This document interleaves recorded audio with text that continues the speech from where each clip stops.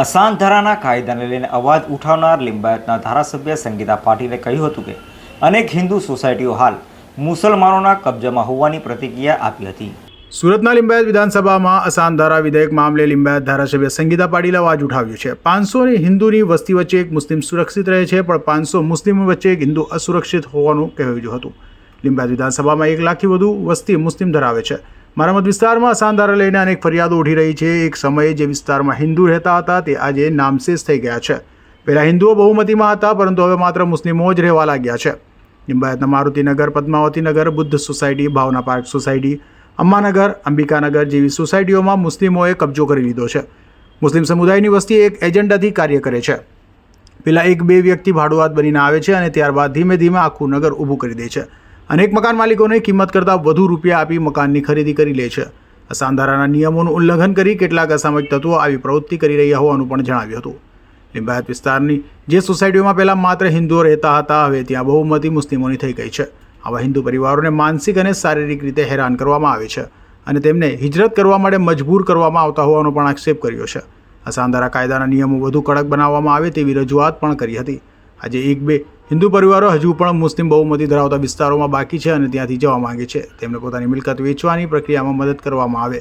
મુસ્લિમ વસ્તી વધી જતાં અનેક હિન્દુ પરિવારો ઘરને તાળા મારી અન્ય ભાડે રહેવા પણ ચાલ્યા ગયા છે, જેથી ખોટી રીતે અસાંધારાના કાયદાનો ઉપયોગ કરનાર અસામાજિક તત્વો સામે કડક કાર્યવાહીની માંગ કરી હતી।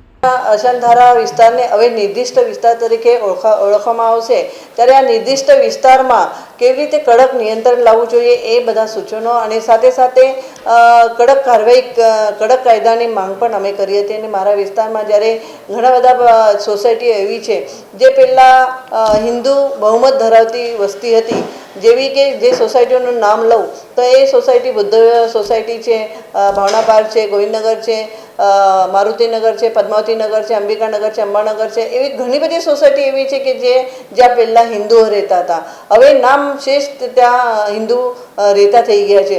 તો 1-2 પરિવાર ત્યાં બાકી છે। 1-2 પરિવાર બાકી હોય તો એમાં એમને કેટલા શારીરિક માનસિક ત્રાસ આપવામાં આવે છે। એમની જે વેદના હતી એ વેદના એ લોકો જ્યારે મને મળતા હતા ત્યારે કહેતા હતા કે આવો જે અમને અસાંધારાના લીધે, અસાંધારા લાગુ કરવાના લીધે અમને આ વેચવા પણ મળતું નથી। તો એમની જે વ્યથા છે, તો મારે એક જ કહેવું છે, એક જ પૂછવું હતું કે 500 હિન્દુના વસ્તીમાં જ્યારે એક મુસ્લિમ સુરક્ષિત રહી શકે છે, ત્યારે 500 મુસ્લિમના વચ્ચે એક હિન્દુ કેમ સુરક્ષિત નહીં રહી શકતું? આ પ્રશ્ન મારો હતો। અને સાથે સાથે જે આ અસાંધારાની ફાઇલો પાસ કરવામાં આવે છે એમાં પર કડક કાર્યવાહી કરવામાં આવે।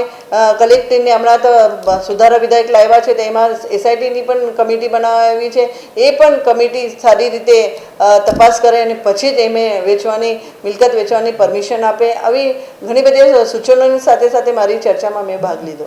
વધુમાં ધારાસભ્ય સંગીતા પાટીલે કહ્યું હતું કે અસાંધારાનો હેતુ આવા વસ્તી વિષયક ફેરફારોને રોકવાનો છે, જેથી સામાજિક સમરસતા જોખમાય નહીં।